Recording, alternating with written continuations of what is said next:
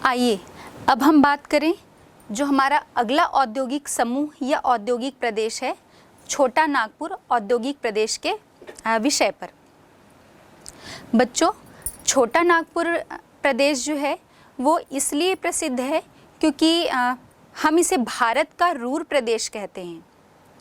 Ruhr प्रदेश क्यों कहते हैं, आइए जानते हैं। इस औद्योगिक समूह के विकास के विषय पर यदि हम बात करें तो इसके लिए जो सहायक तत्व हैं वो पहला तो उसके पास ही जो दामोदर घाटी कोयला क्षेत्र है, यहाँ से इसे पर्याप्त मात्रा में कोयले की उपलब्धता हो जाती है। साथ ही साथ जो ओडिशा है और झारखंड, इन दो क्षेत्रों से या इन दो राज्यों से इसे उत्तम कोटि का लौह अयस्क मिल जाता है। जो छोटा नागपुर औद्योगिक प्रदेश है, इसका यदि हम विस्तार देखें तो ये मुख्य रूप से उत्तरी ओडिशा, झारखंड और पश्चिम बंगाल राज्यों में विस्तृत है। और ये तीनों ही राज्य जो हैं वो पास स्थित क्षेत्र हैं और तीनों ही राज्यों में जो हम लौह अयस्क की बात कर रहे हैं उसमें भी उत्तम कोटि का जो लौह अयस्क है और कोयले की उपलब्धता मिलती है, जो इस क्षेत्र के औद्योगिक विकास के प्रमुख कारक हैं। और अभी हमने बात की थी कि तीनों की ही जो उपलब्धता है ये इसे भारत का रूर क्षेत्र जो है वो बनाते हैं। और जो उत्तम कोटि का लौह अयस्क, और जब हम खनिजों की बात कर रहे हैं या कोयले की बात कर रहे हैं तो ये जो बातें हैं या इन खनिजों की जो उपलब्धता है वही इस क्षेत्र में जो भारी उद्योग हैं उनके विकास को प्रेरित करती है या प्रोत्साहित करती है। और इसी कारण हम देखते हैं कि यहाँ पर जितने भी भारी उद्योग जो हैं वो लगाए गए हैं या इन्हें लगाने की सुविधा भी यहाँ पर मिलती है। अब हम देखते हैं जो जमशेदपुर है, आपका बर्नपुर, कुल्टी, दुर्गापुर, बोकारो और राउरकेला जो प्रदेश है वो यहाँ पर लोहा और इस्पात के जो बड़े एकीकृत कारखाने की हम बात करें तो वो यहाँ पर स्थापित किए गए हैं। अब हम देखते हैं इस लोहा और इस्पात कारखाने के अतिरिक्त इस प्रदेश में जो है प्रमुख उद्योगों की जब हम बात करते हैं तो वो जो भारी इंजीनियरिंग उद्योग हैं, मशीनी उपकरण, सीमेंट, रेल के इंजन या बिजली का जो भारी सामान बनाया जाता है वो विनिर्माण उद्योग जो हैं यहाँ पर लगाए गए हैं। हम यदि इस औद्योगिक प्रदेश के जो प्रमुख औद्योगिक केंद्र हैं जिनका अधिक विकास हुआ है तो इस संदर्भ में यदि हम बात करें तो हम देखते हैं इस क्षेत्र में रांची, धनबाद, चाईबासा, सिंदरी, हजारीबाग, जमशेदपुर, बोकारो, इसके साथ ही साथ राउरकेला, दुर्गापुर, आसनसोल और डालमिया जो नगर है इस क्षेत्र के प्रमुख औद्योगिक केंद्र हैं। इस क्षेत्र के इतने अधिक विकसित होने का जो प्रमुख कारण है यदि हम उसकी बात करें तो देखते हैं कि नंबर 1, इस क्षेत्र में हमने पहले ही बात की कि जो ओडिशा है और झारखंड, इन दो क्षेत्रों से इसे आपको कोयला और लौह अयस्क की प्राप्ति हो रही है। तो देखते हैं झरिया, रानीगंज और बोकारो गिरिडीह जो क्षेत्र है यहाँ से इस क्षेत्र को कोयला मिल जाता है। दामोदर घाटी जो कोयला क्षेत्र है यहाँ से इसे पर्याप्त मात्रा में कोयला मिल जाता है और यहाँ पर बड़े बड़े जल विद्युत संयंत्र जो हैं वो लगाए गए हैं जिससे इस क्षेत्र में ताप की आपूर्ति हो जाती है या ताप की जो आपूर्ति है यहाँ पर स्थित जो विभिन्न उद्योग हैं उन्हें ऊर्जा से संबंधित कोई समस्या जो है वो नहीं आती। इसके साथ ही साथ हम देखते हैं इसके आसपास जितना सघन बसाहट है या जो सघन बसे क्षेत्र हैं वहाँ से इसे सस्ते दर पर श्रम जो है वो उपलब्ध हो जाता है। साथ ही साथ आयात निर्यात की सुविधा की यदि हम बात करें तो इस क्षेत्र से कोलकाता जो है वो बहुत अधिक दूर नहीं है और इस कारण यहाँ पर जो निर्मित माल है उसे दूसरे देशों और विदेशों में निर्यात की सुविधा उपलब्ध हो जाती है और साथ ही साथ बाहरी क्षेत्रों से आयात की भी सुविधा कोलकाता बंदरगाह के कारण यहाँ पर मिल जाती है। अब जो यहाँ पर हुगली नदी है, हुगली नदी के औद्योगिक क्षेत्र में जो औद्योगिक विकास हुआ है वो हम कह सकते हैं एक प्रकार से कि एक संतृप्त अवस्था तक पहुंच चुका है और इसी कारण से यहाँ के औद्योगिक वृद्धि में वहाँ का जो प्रादेशिक संतुलन को बनाए रखने के लिए शासन के द्वारा या सरकार के द्वारा भी बहुत सारे प्रयास किए जा रहे हैं, जो यहाँ पर छोटा नागपुर जो औद्योगिक प्रदेश है उसके विकास में एक महत्वपूर्ण भूमिका निभाते हैं। हमारा अगला औद्योगिक प्रदेश है विशाखापट्टनम गुंटूरू औद्योगिक प्रदेश। इस औद्योगिक प्रदेश का जो विस्तार है वो आंध्र प्रदेश के उत्तर पूर्व में विशाखापट्टनम जिले से कुर्नूल और प्रकाशम जिले से आंध्र तट के साथ साथ पूरा इसका क्षेत्र जो है वो विस्तृत हमें मिलता है। यहाँ पर जो औद्योगिक विकास हुआ है उसका श्रेय यहाँ पर विशाखापट्टनम और मछलीपट्टनम जो बंदरगाह हैं उनको जाता है। वो इसलिए क्योंकि इन बंदरगाहों या इन जो पत्तन प्रदेश है, पत्तन जो स्थान है, इनका पृष्ठ क्षेत्र या हम पृष्ठभूमि की जब बात कर रहे हैं तो ये बहुत ही मतलब कृषि के यदि कृषि के दृष्टिकोण से देखें तो भी ये बहुत विकसित क्षेत्र है और यहाँ पर अपार जो खनिज संसाधन हैं उनके भंडार भी देखने को मिलते हैं। ये दोनों ही चीज़ें जो है वो कृषि से संबंधित और खनिज संपदा से संबंधित औद्योगिक विकास के लिए यहाँ पर इसे महत्वपूर्ण आधार जो है वो प्रदान करता है।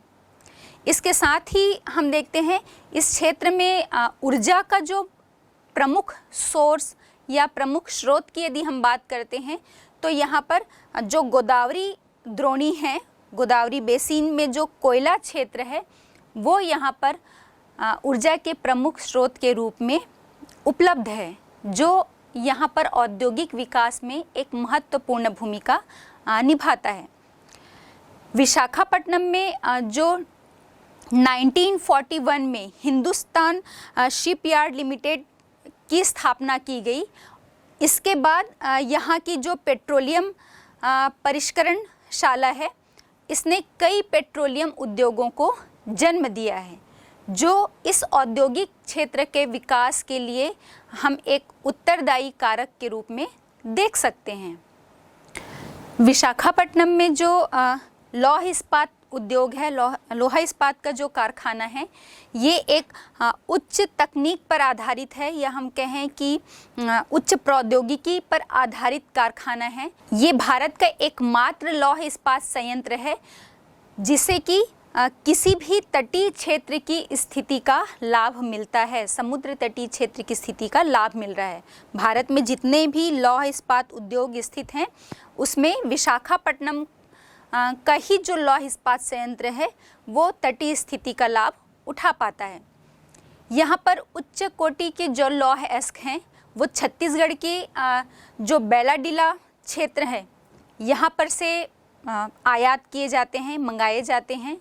और जो गुंटूरू ज़िले की हम बात करें तो गुंटूरू ज़िले में हम देखें सीसा और जस्ता का प्रगलन संयंत्र जो है वो स्थापित किया गया है। इस प्रदेश के अन्य प्रमुख उद्योगों की जब हम बात करते हैं तो देखते हैं कि चीनी उद्योग है, वस्त्र उद्योग है, जूट उद्योग, सीमेंट उद्योग, एल्यूमिनियम उद्योग और जो इंजीनियरिंग के हल्के सामान बनाए जाते हैं इनके विनिर्माण उद्योग इस क्षेत्र में स्थापित किए गए हैं। प्रमुख औद्योगिक केंद्र की जब हम बात करते हैं तो विशाखापट्टनम, विजयवाड़ा, विजयनगरम, राजमुंद्री और इसके साथ ही साथ गुंटूरू, एलुरू और कुर्नूल जिला जो है ये प्रमुख औद्योगिक केंद्र के रूप में विकसित हुए हैं। अगला औद्योगिक प्रदेश है आपका गुड़गांव, दिल्ली और मेरठ प्रदेश। इस प्रदेश का जो विकास है वो हालांकि बहुत पहले से हुआ है, लेकिन स्वतंत्रता के बाद यदि हम बात करें तो इस प्रदेश ने बहुत तेज़ी से विकास किया। यहाँ पर प्रमुख रूप से 2 औद्योगिक पेटियाँ जो है वो हमें मिलती हैं। इनमें से एक जो है वो उत्तर प्रदेश में जो आगरा है, मथुरा और मेरठ, सहारनपुर के मध्य में विभाजित है, और दूसरी जो पेटी है वो हरियाणा में फरीदाबाद, गुड़गांव और अंबाला तक जो है वो फैली है। तो पूरे क्षेत्र का विस्तार 2 विस्तृत पेटियों के रूप में हमें देखने को मिलता है, और ये दोनों ही पेटियां जो हैं वो दिल्ली के आसपास, मतलब दिल्ली के पास स्थित हैं और एक दूसरे से मिलकर एक समूह की रचना करती हैं। इस प्रदेश का जो औद्योगिक विकास है में सबसे बड़ा जो योगदान है यहाँ पर स्थित जो भाखड़ा नांगल परियोजना है, इसका महत्वपूर्ण योगदान है, क्योंकि इस परियोजना से इस औद्योगिक क्षेत्र को, इस औद्योगिक समूह को पर्याप्त मात्रा में जल विद्युत शक्ति जो है वो मिल जाती है। इसके साथ ही साथ हम देखते हैं जो पानीपत और फरीदाबाद से ताप विद्युत शक्ति इस क्षेत्र को मिल जाती है, जो इस क्षेत्र के औद्योगिक विकास के लिए महत्वपूर्ण कारक के रूप में उभरा हुआ है। चूँकि यह क्षेत्र खनिज संपदा या खनिज संसाधनों के क्षेत्र से बहुत दूर स्थित है, इसी कारण से यहाँ पर जो हल्के और बाजारोन्मुख उद्योग हैं, इनका जो विकास किया गया है। इसमें भी जो मुख्य उद्योग की हम बात करते हैं तो इलेक्ट्रॉनिक्स है, इंजीनियरिंग उद्योग है, और जो हल्के सामान हैं, और साथ ही साथ जलयान निर्माण के जो हैं विनिर्माण उद्योग यहाँ पर प्रमुख रूप से स्थापित किए गए हैं। इन उद्योगों के अतिरिक्त हम देखें तो यहाँ पर सूती वस्त्र उद्योग, ऊनी वस्त्र उद्योग और होजियरी, चीनी, सीमेंट उद्योग जो है इनका प्रमुख रूप से विकास हुआ है। यहाँ पर इस क्षेत्र में सॉफ्टवेयर जो उद्योग है ये अभी अभी एक नए उद्योग के रूप में उभरा है, और इसके दक्षिण क्षेत्र में हम देखें तो जो मथुरा और आगरा औद्योगिक समूह हैं, यहाँ पर कांच और चमड़े का सामान इस प्रदेश को एक विशिष्टीकरण प्रदान करते हैं, या इस प्रदेश की एक प्रमुख विशेषता के रूप में हमें मिलता है। अब हमारा 8वां और अंतिम औद्योगिक प्रदेश है, जिसे हम कोल्लम तिरुवनंतपुरम औद्योगिक प्रदेश के नाम से भी जानते हैं। अब हम देखते हैं कि ऐसे तो ये औद्योगिक प्रदेश जो है वो अन्य जो औद्योगिक प्रदेश हैं उनकी अपेक्षा एक छोटा औद्योगिक समूह है, और इसका विस्तार जो है दक्षिण केरल के तिरुवनंतपुरम, अलप्पुजा, एर्नाकुलम और त्रिचूर जिलों में हमें मिलता है। चूँकि ये औद्योगिक समूह भी जो है वो जो खनिज संसाधन है उनसे काफ़ी दूर स्थित है, इसी कारण से हम देखते हैं कि यहाँ पर ऐसे उद्योगों का अधिक विकास हुआ है जिन्हें खनिज संसाधन की आवश्यकता नहीं होती, जैसे कि जो रोपण कृषि है और जल विद्युत, ये दोनों ने ही इस प्रदेश को एक औद्योगिक आधार जो है वो प्रदान किया है। यहाँ के मुख्य उद्योग की हम जब बात करते हैं तो देखते हैं सूती वस्त्र है, चीनी, रबड़, कांच, एल्यूमिनियम, कागज़ और जो नारियल रेशे के उत्पाद हैं उनसे बने वस्तुओं के या उनके विनिर्माण उद्योग है। इसके साथ ही साथ एल्यूमिनियम और जो सीमेंट उद्योग है वो इस औद्योगिक समूह के उल्लेखनीय उद्योग जो हैं हम कह सकते हैं। और साथ ही साथ जब से जो कोच्चि में तेल परिष्करणशाला का विकास हुआ है उसके बाद से इस प्रदेश जो ये प्रदेश है इस प्रदेश को एक नया आयाम मिल गया है, ये हम कह सकते हैं। इस औद्योगिक समूह के प्रमुख औद्योगिक केंद्र की हम बात करें तो कोल्लम, तिरुवनंतपुरम, अलवाय, कोच्चि और अलप्पुजा, ये जो हैं यहाँ के इस क्षेत्र के प्रमुख औद्योगिक केंद्र हैं। तो ये हो गए हमारे प्रमुख औद्योगिक समूह और औद्योगिक प्रदेश, जो हमने 8 औद्योगिक प्रदेशों की बात की और हमने देखा कि ये औद्योगिक समूह या औद्योगिक प्रदेश जो हैं वो क्यों विकसित हुए हैं, ऐसे कौन से कारक हैं जो इनके विकास के लिए उत्तरदायी हैं। वृहद औद्योगिक प्रदेशों के बाद हम बात करते हैं लघु औद्योगिक समूह। तो 8 वृहद औद्योगिक समूहों के अलावा मुख्य रूप से 13 लघु औद्योगिक समूह भारत में मिलते हैं। हम लघु औद्योगिक समूह उन क्षेत्रों को कहते हैं जिन क्षेत्रों में बहुत वो छोटे होते हैं और सीमित क्षेत्रों में जो उद्योग हैं वो विकसित होते हैं। तो ये जो समूह है वो लघु औद्योगिक समूह कहलाता है। हमारे भारत में ये बहुत बिखरे हुए रूप में देखने को मिलते हैं। कुछ प्रमुख जो लघु औद्योगिक समूह हैं उनकी बात करते हैं, जिसमें हम पूर्वोत्तर राज्यों में चले जाएं तो पहला हम देखते हैं असम घाटी क्षेत्र। हम सभी को पता है कि असम में जो है प्रमुख रूप से चाय उत्पादक क्षेत्र है ये, और चाय उद्योग ही यहाँ सबसे विकसित अवस्था में देखने को मिलता है। चाय उद्योग के अलावा चावल है, तिलहन है और पेट्रोलियम से संबंधित जो उद्योग हैं वो विकसित हुए हैं। दूसरा क्षेत्र है दार्जिलिंग तराई क्षेत्र। दार्जिलिंग भी पूर्वोत्तर क्षेत्र है और यहाँ भी दार्जिलिंग का चाय जो है वो विश्व प्रसिद्ध है, हम सभी को पता है, और यहाँ मुख्य रूप से चाय उद्योग ही विकसित हुआ है। तीसरे क्षेत्र की बात करें तो उसमें उत्तरी बिहार और उत्तर प्रदेश का पूर्वी क्षेत्र शामिल है। उत्तर प्रदेश में हम सभी को पता है कि चीनी का उत्पादन बहुत चीनी उद्योग विकसित है, क्योंकि वहां पर गन्ने का उत्पादन जो है वो अधिक मात्रा में होता है। और साथ ही साथ बिहार में देखें तो जूट के जो फसल है वो अच्छी तरह से वहां पर ली जाती है। इसी कारण से यहाँ पर चीनी, उर्वरक, रसायन और जूट से संबंधित जो उद्योग हैं वो विकसित हुए हैं। चौथा क्षेत्र है आपका कानपुर क्षेत्र। कानपुर में चूंकि ये छोटा नागपुर पठार के आसपास वाला क्षेत्र आता है, इसीलिए यहाँ पर जो लोहे के सामान हैं, साथ ही साथ जूट, रसायन, चीनी, चमड़ा, साइकिल और सूती वस्त्र उद्योग। कानपुर का सूती वस्त्र उद्योग जो है वो प्रमुख उद्योग है और एक विकसित उद्योग के रूप में यहाँ पर हमें देखने को मिलता है। और इसके साथ ही साथ एल्यूमिनियम और इंजीनियरिंग उद्योग भी यहाँ पर स्थापित हैं। यहाँ पर मैं विशेषकर बोलना चाहूंगी कि सूती वस्त्र उद्योग तो प्रमुखता से देखने को मिलता ही है, इसके साथ ही साथ यहाँ का चमड़ा उद्योग जो है ये एक प्रमुख उद्योग है।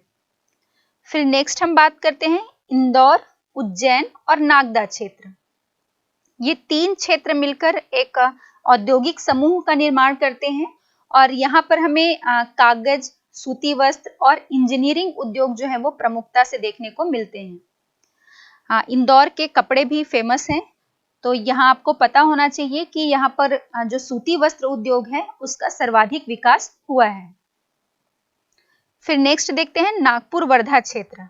महाराष्ट्र का नागपुर वर्धा क्षेत्र भी एक लघु औद्योगिक समूह के रूप में विकसित हुआ है, क्योंकि यहाँ पर प्रमुखता से सूती वस्त्र, लोहे का सामान और इंजीनियरिंग उद्योग जो है वो विकसित हुए हैं। फिर नेक्स्ट हम देखते हैं शोलापुर क्षेत्र।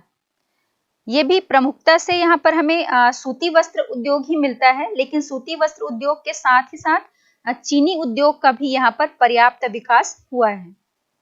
इसके बाद है कोल्हापुर सांगली क्षेत्र। कोल्हापुर सांगली क्षेत्र ये महाराष्ट्र के दक्षिणी सिरे पर स्थित है, जहां हमें इंजीनियरिंग उद्योग, चीनी और साथ ही साथ सूती वस्त्र उद्योग जो है वो विकसित अवस्था में देखने को मिलते हैं। अगले समूह की हम बात करें तो ये जो हमारा दक्षिण में आ जाते हैं हम, जहां पर आंध्र प्रदेश का जो कृष्णा गोदावरी डेल्टा क्षेत्र है उसका समुद्र तटीय क्षेत्र, डेल्टाई क्षेत्र की जब हम बात कर रहे हैं तो नेचुरली है कि वो एक समुद्र तटीय हिस्सा है। तो कृष्णा गोदावरी डेल्टा क्षेत्र एक लघु औद्योगिक समूह के रूप में विकसित हुआ है। ये आंध्र प्रदेश का पूर्वी समुद्र तटीय भाग है। यहाँ पर हमें मुख्य रूप से जूट का उत्पादन जो है वो उसके लिए जल की बहुत अधिक आवश्यकता होती है। हमें पता है जूट के रेशे को सड़ाकर और उसके बाद उसे धोने के लिए, इसलिए यहाँ पर जूट उद्योग बहुत अधिक मात्रा में विकसित हुआ है। और इसके साथ ही साथ जो चीनी है, सीमेंट है, सूती वस्त्र उद्योग भी हमें पता है जो नमी वाले क्षेत्र होते हैं वहां पर इनका बहुत अच्छी तरह से विकास होता है। तो यही कारण है यहाँ पर सूती वस्त्र उद्योग का काफी विकास हुआ है प्राकृतिक दशाओं और भौगोलिक दशाओं के कारण। और इसके साथ ही साथ कागज और एल्यूमिनियम, रबड़ और कांच का जो सामान बनाने का उद्योग है वो भी पर्याप्त मात्रा में यहाँ पर विकसित अवस्था में मिलता है। इसके बाद हम कर्नाटक में आ जाते हैं, दक्षिणी भारत के अंतर्गत ही। और कर्नाटक का जो बेलगाम और धारवाड़ क्षेत्र है ये भी एक लघु औद्योगिक समूह के रूप में विकसित हो रहा है। और यहाँ पर जो है कर्नाटक का जो उत्तर पश्चिम क्षेत्र है, बेलगाम और धारवाड़ क्षेत्र कर्नाटक के उत्तर पश्चिम क्षेत्र में स्थित है। यहाँ पर हमें सूती वस्त्र, इंजीनियरिंग उद्योग, रेशमी वस्त्र और चीनी उद्योग जो है वो सर्वाधिक मात्रा में देखने को मिलते हैं। फिर नेक्स्ट हम बात कर लेते हैं त्रिचूर और पालघाट क्षेत्र। हम एकदम सुदूर दक्षिण में आ जाते हैं, तो जो उत्तर केरल है वहां पर स्थित त्रिचूर पालघाट क्षेत्र है। इस क्षेत्र में हमें कृषि पर आधारित या कृषि के आधार पर जो विकसित हुई हस्तकला है उसका सर्वाधिक विकास हुआ है। और यहाँ पर मुख्य रूप से नारियल तेल और नारियल के जो रेशे होते हैं उनसे वस्तुएं बनाने के जो उद्योग हैं वो बहुत अधिक विकसित अवस्था में हैं।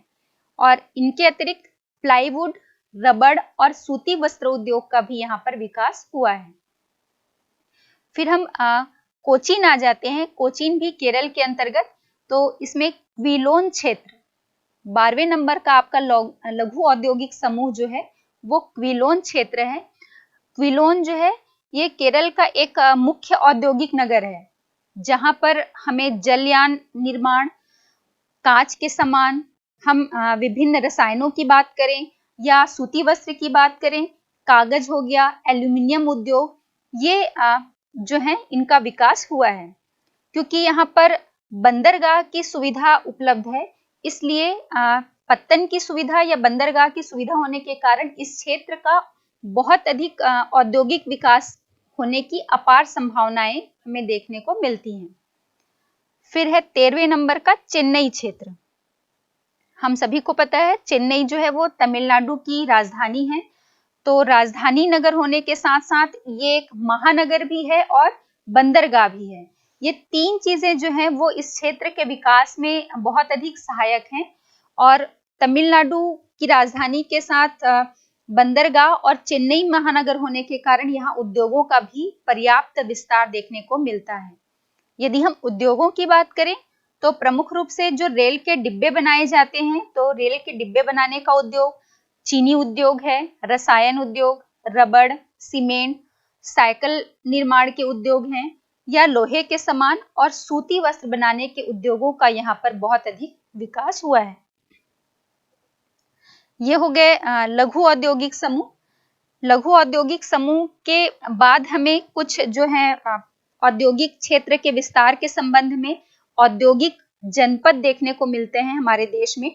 औद्योगिक जनपद जो है वो हम इसे ऐसे समझ सकते हैं, ऐसे क्षेत्र होते हैं, जनपद या जिले होते हैं जो जिन्होंने अभी अभी औद्योगिक विकास की तरफ कदम रखा है, या हम ये कहें कि वहां पर उद्योगों के विकास की आधारशिला रखी गई है, शुरुआत हम इसे मान सकते हैं। और ये भी हमें बहुत ही बिखरे हुए रूप में भारत में मिलते हैं। इन क्षेत्रों का जो विकास है, चाहे हम औद्योगिक जनपद कह दें या औद्योगिक जिलों की बात करें, तो इनका विकास जो वहां पर स्थानीय रूप से प्राकृतिक संपदाएं मिलती हैं या जो बाजार का विकास वहां पर मिलता है हमें, उन्हीं के कारण इन क्षेत्रों का सबसे अधिक विकास हुआ है। तो प्रमुख रूप से 15 औद्योगिक जनपद हमें यहाँ पर मिलते हैं, जिसमें कश्मीर, जम्मू की बात कर लें, दूसरा पंजाब में अमृतसर, उत्तर प्रदेश में रामपुर जिला और उत्तर प्रदेश में ही आगरा है। गुजरात के कच्छ की बात करें, उड़ीसा में कटक है, मध्य प्रदेश में जबलपुर, मध्य प्रदेश में जबलपुर है और ग्वालियर भी।